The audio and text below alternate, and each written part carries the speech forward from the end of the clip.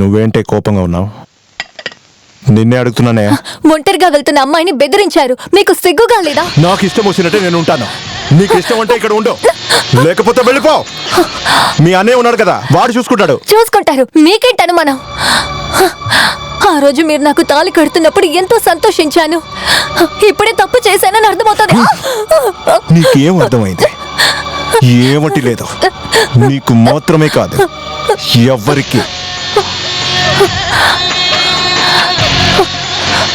ఇప్పుడు ఏం చెప్పి మిమ్మల్ని నమ్మించాలో నాకు అసలు అర్థం కావట్లేదు.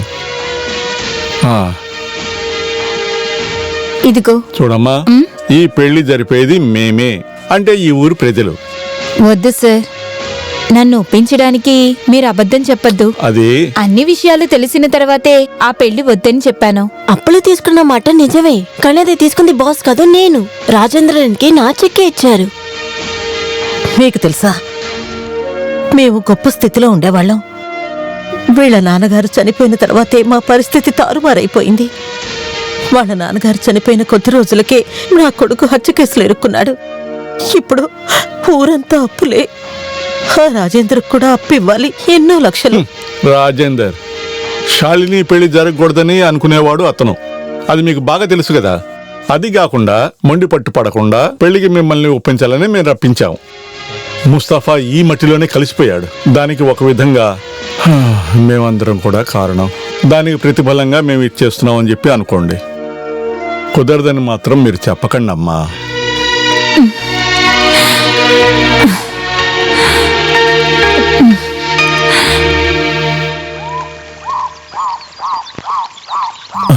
శాలిని నీకోసమే కాచుకున్నాను, నీతో కాస్త. నేనేది వినడానికి లేను. తర్వాత నేను పెళ్లికి ఒప్పుకోవడానికి నువ్వు గెలిచావని అనుకోవద్దు. మా అమ్మ బాధపడకూడదనే అందుకనే పెళ్లికి నేను ఒప్పుకున్నాను. అదే కాకుండా మాధవ్ సారు లక్ష్మి కలిసి మాట్లాడారనే నువ్వు అనుకోవద్దు. తర్వాత నువ్వు అప్పుగా తీసుకున్న నా కట్నం డబ్బులు అది నేను ఇస్తాను. నీ చేతులతో సహాయం చేస్తే ముస్తఫా ఆత్మ ఒప్పుకోదు, ముస్తఫా ఆత్మ సంతోషపడదు. లేదు శాలిని, ముస్తఫా ఆత్మ సంతోషపడుతుంది.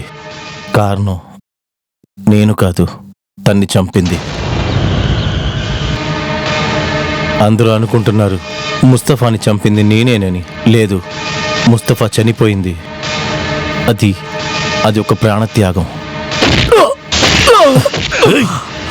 ఎక్కడికన్నా వెళ్ళి బతికిపోరా. నీ దయ నాకేమీ అక్కర్లేదురా.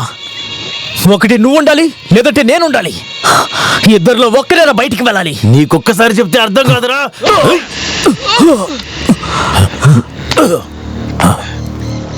ఆ తర్వాత నేను వినింది ముస్తఫా చనిపోయాడని. ప్రజలు చెప్పిందే. ఇంతవరకు నేను ఎవరి దగ్గర చెప్పలేదు.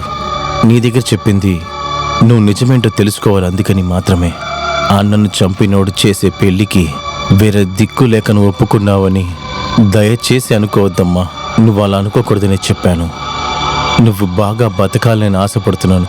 మంచి మనసుతో కొత్త జీవితాన్ని ప్రారంభించు, నీకు మంచి జరుగుతుంది ఎప్పుడు.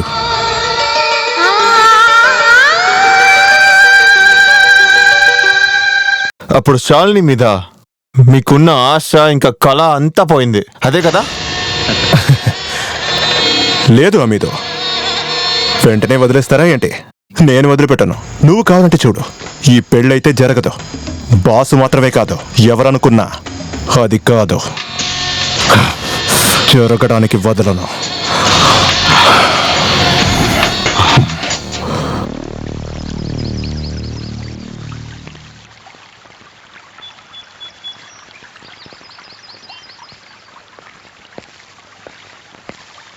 బాసు, మీరేంటి ఇక్కడ? ఎస్ఐ సోమన్ లాంగ్ లీవ్ తీసుకున్నారు. ఇక నేనే ఛార్జ్ తీసుకోవాలి. ఇక్కడికి వస్తున్నావని తెలవగానే నేను చాలా సంతోషపడ్డాను. నువ్వు ఇక్కడే ఉంటావు కదా. కానీ ఇక్కడికి వచ్చిన తర్వాతే అన్ని విషయాలు తెలుసుకున్నాను. మాకు పైనుంచి చాలా స్ట్రిక్ట్ గా ఇన్స్ట్రక్షన్స్ ఇచ్చారు. కారణం ఏం లేకుండా రాజేంద్రని డిస్టర్బ్ ఏం చేయొద్దని. నేను ఒక సాధారణ ఎస్ఐని, ఆ రూల్స్ ని మీరలేను కదా. కానీ మనస్ఫూర్తిగా నేను నీ వైపే ఉన్నాను. నాకు తెలిసినంత వరకు వాడు ఒక భయంకరమైన క్రిమినల్. నువ్వు జాగ్రత్తగా ఉంటే మంచిది. ముందంతా నాన్న చెప్పేవాడు ఒక రౌడీ నిద్రపోతున్నా కూడా మేల్కుండాలని. ఇప్పుడు నేను రౌడీ కాపోయినా కూడా అది మర్చిపోలేదు. మీరు భయపడొద్దు, నన్ను నేను చూసుకుంటాలేండి. నేను నీకు గుర్తు చేశానంతే. ఇంకా కొన్ని రోజులు నేను ఇక్కడ ఉండను. ఊరికెళ్ళి ఫ్యామిలీని తీసుకొస్తాను. తిరిగి వచ్చిన తర్వాత సరే, కలుద్దాం. సార్. వస్తాను.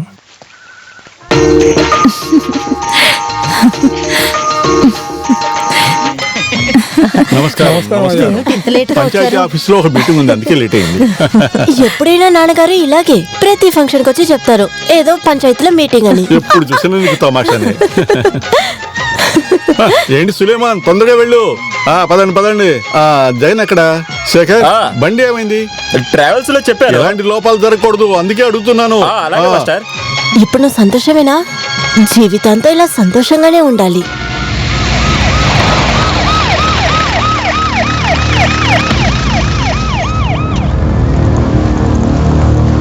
ఎవరు శాలిని? ఏమైంది? అరెస్ట్ వారెంట్ ఉంది, చెక్ కేసు. ఫినాన్స్ వాళ్ళకి శాలిని ఇచ్చిన చెక్ బౌన్స్ అయింది. ఎవరా శాలిని? అది రేపు అమ్మాయికి పెళ్లి, తర్వాత ఏం చేయాలో చూద్దాం. నువ్వు చెప్పినట్టు చేయడానికి రాలేదు నేను. ఎవరా శాలిని?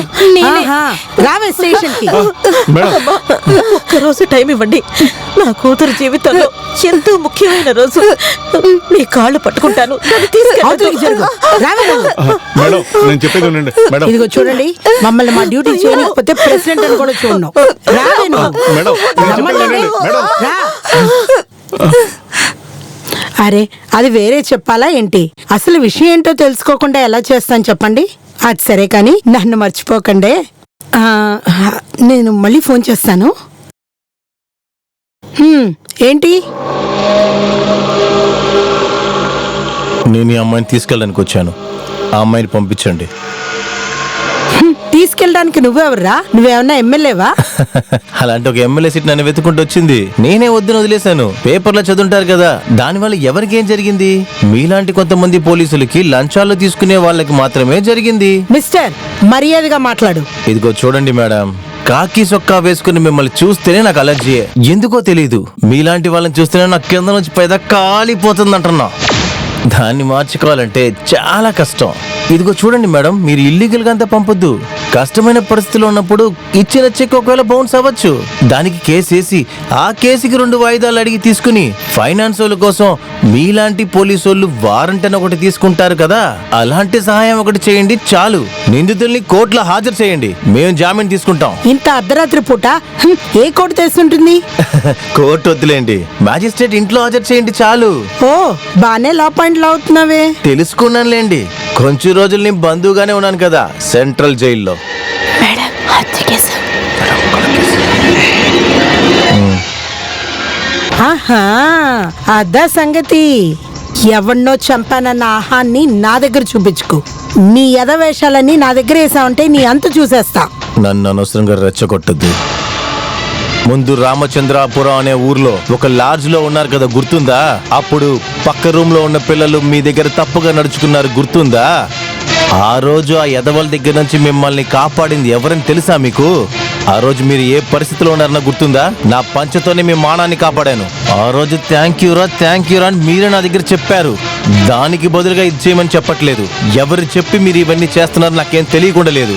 ఆ అమ్మాయికి చాలా కష్టపడి పెళ్లి చేస్తున్నాము, అది ఆగకూడదు. అది ఆగిందంటే ఇంతకు ముందు మీరు చెప్పినట్టు నేనెవరో చూపించాల్సి వస్తుంది. ఏంటి అది చూడాలా మీరు?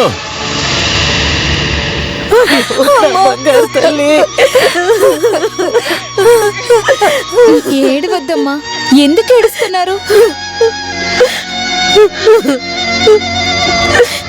నువ్వు చేసిన సాయానికి జీవితాంతో రుణపడి ఉంటావు. అది నా బాధ్యతమ్మా. తిను నాకు చెల్లెలే కదా. ఏదో ఒకటి మంచి జరిగింది. ఈ పెళ్లికి అందరినీ పిలిచాం, కానీ బాస్ మాత్రం పిలవలేదు. ఇప్పుడు అతను వచ్చాడు, ఇంకంతా బాగా జరుగుతుంది. లేదు, ఈ పెళ్లికి మేము ఖచ్చితంగా ఒప్పుకోం. పోలీసులు తీసుకెళ్లిన పిల్లను పెళ్లి చేసుకోవాలని మా కుటుంబానికి అవసరం లేదు. పోలీస్ స్టేషన్ అంటే అంత ఘోరమైన చోట. పోలీస్ స్టేషన్కి వెళ్లే ప్రతి వాళ్ళు తప్పు చేసిన వాళ్ళ. దీన్ని కారణంగా చూపించి మీరు తీసుకున్న నిర్ణయం మంచిది కాదు. నిర్ణయం మంచిదో కాదో మేము చూసుకుంటాం. ఇదిగోండి, కరెక్ట్ గా 4 లక్షలు తీసుకోండి. నా మాట మీరేం మాకు దయచేసి చెప్పవసరం ప్లీజ్. లేదు. నా మాట ఆగండి.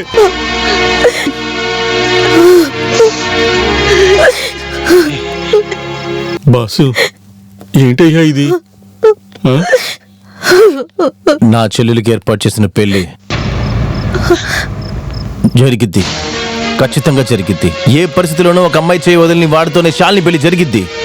అమ్మకి శాలినికి ఓకే అంటే జమాల్ అన్నా వీడే పెళ్లి కొడుకు.